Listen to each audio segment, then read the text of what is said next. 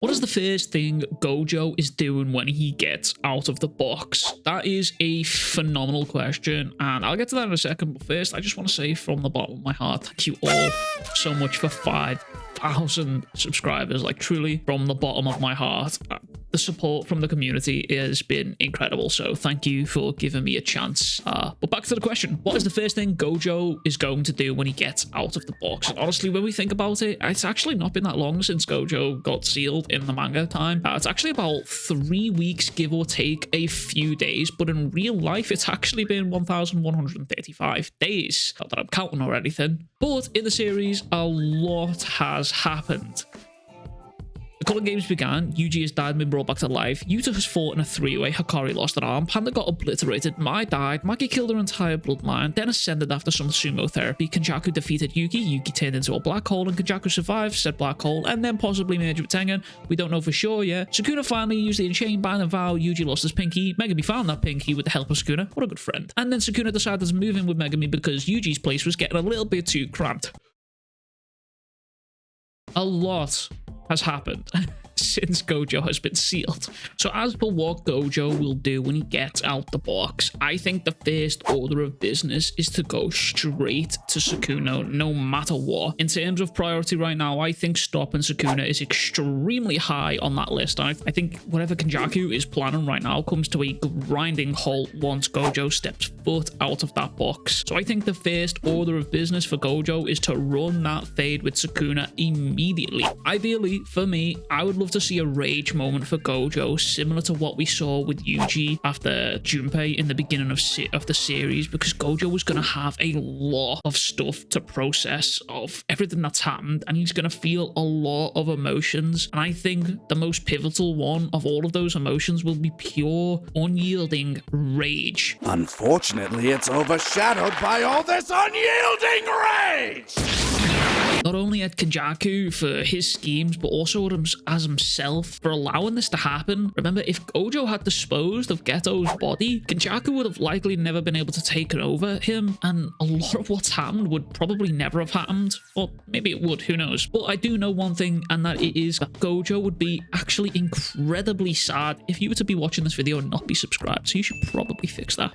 But the TLDR of the question is, basically, I think Gojo goes straight to Sukuna upon being unsealed, especially once he has heard what's happened to Megumi's body, and he is going to have to throw hands with Sukuna and beat that boy down. Regardless of what happens to Megumi, I think he's a similar approach to what we saw Maki having in the previous chapter here. He's going to approach this fight cold, calm, collected, but with a lot of rage and meaning to do some serious harm with those attacks for sure. But that leads us into our second question. How do you see Gojo getting out with Hana in the state that she's in right now? My theory of this is with chapter 215 just coming out and Sukuna and Urumi leaving the battleground after causing all of their destruction and chaos, I think what we'll see happen here is a little reset period for both the villains and our heroes here, for them to all rest up, recover, and reset for the final battles. And I think Yuta will be pivotal in having Hana recover, as he is the only one close enough right now who can use RCT to heal the wounded. And I also think he'll be the one to heal Hikari's arm. But once he's healed Hana, both her and Angel will realize that they can't beat Sukuna without Gojo. They are going to need all the help that they can get. And I'm willing to bet that Hana will be willing to do anything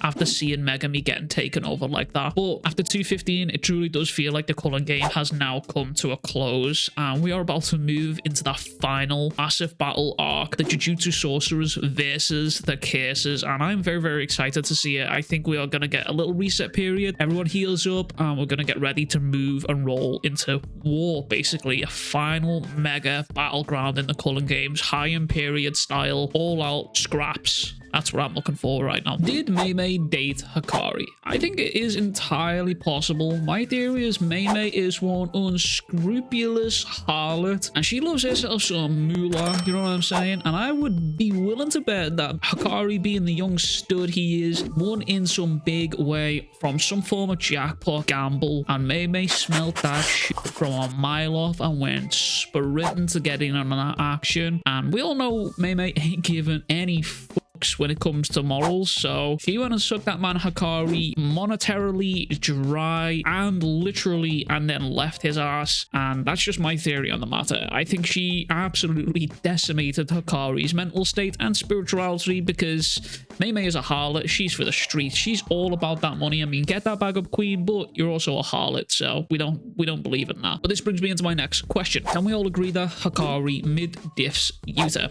Listen, as a Yuta fan, it pains me because on paper, Yuta is the better sorcerer. He's a more well-rounded sorcerer. It's facts. He has more to him on paper. But that being said, I think Hikari would give Yuta a lot of trouble during their fight, and he would have to rely on his automatic RCT to keep the pressure on Yuta. But if Yuta can use his 5 minutes with Rika wisely, then it's entirely possible that he can win against Hikari. But matching Hikari against Yuta requires a way bigger video and a way bigger response that I can give in this video. So if you do want to see a full breakdown of Hikari versus Yuta, let me know in the comments down below, because I wouldn't be opposed to making that kind of video and laying it all down, seeing what the stats are about, seeing what they can do. So let me know in the comments and I'll see if I can figure that out. Do you think Jin Itadori is suspicious himself, as in the bloodline, having a deeper connection to the Heian era? And also, do you think Gege will pay for our therapy sessions once Jujutsu Kaisen ends? To answer that last part of that question, no. Gege will leave us with generational trauma and trust issues walking into any other manga series once he's done with us, and the Stockholm syndrome inside of me will thank him for it as well. And I don't even care. That dude has wrote peak fiction for us week on week. I don't even care about the trauma. I'll bury it to the back of my head like I do with everything else.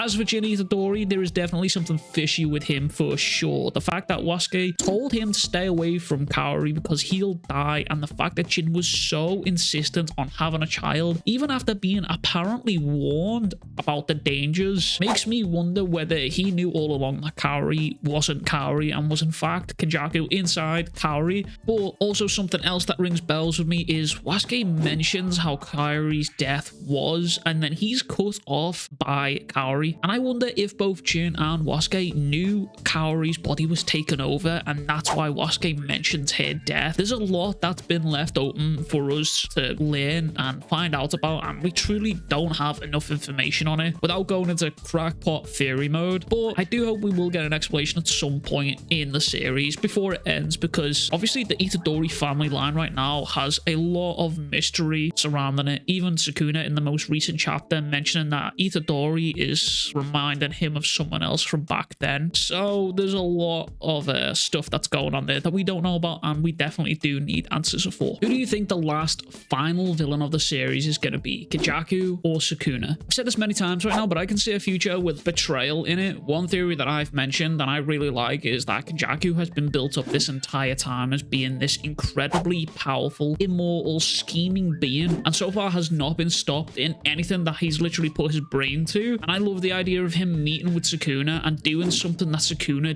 doesn't like, and Sukuna just ends him there and then. For me, that would cement Sukuna as an absolute evil, which we already know anyway, but I like the idea of Sukuna literally just not working with anyone except Urumi. But I also kind of like the idea of Kenjaku scheming for Sukuna's demise, and I don't know how he could do it. Maybe he could merge Sukuna with this ultimate curse he plans on creating, or maybe he knows for a fact Gojo is truly stronger than Sukuna and frees Gojo with the hopes that Gojo would end Sukuna in one final climactic fight that Sukuna has been after. Honestly, I don't know, and that is one of the things that I truly love about this series, is that Gege keeps us guessing every time, and we're just in free fall after every chapter. No matter how much you theorize and no matter how much you put stuff to paper, you always miss something or just get it completely wrong altogether for Gege to go and U-turn around and completely prove everyone in the fan base wrong. So that is one of my major things that I love about Jujutsu Kaisen. But the final villain, it could go either way. It could be a joint pairing of the two. It could be just Kenjaku on his own. It could be just Sukuna. It could be betrayal. It could be emergent. It could be someone else entirely different. It could be about to pull a Naruto on us, and these two aren't even the final bosses yet. Maybe this curse that Kenjaku is about to summon is the ultimate epiphany of evil, Kid Buu style. Maybe this thing can't even speak. Who knows? But that is everything for this member video. I do just want to say that I cannot express enough how truly proud I am of this community and how grateful I am for all of you giving me this opportunity, giving your time to some random dude from Liverpool with a funny accent who just wants to talk nerdy shit about manga. Like, truly, thank you. I can't put it into words enough, truly. I really do appreciate it. I'm eternally grateful for everyone just spending their time and watching me here, and for everyone supporting me in other ways on the channel, truly. But that is everything from me. If you haven't already, consider subscribing to the channel, or maybe consider becoming a member for some of those top secret benefits. Let me know what your thoughts are on the video in the comments down below, and as always, I will catch you guys all in the next one. Much love, big kisses, bye.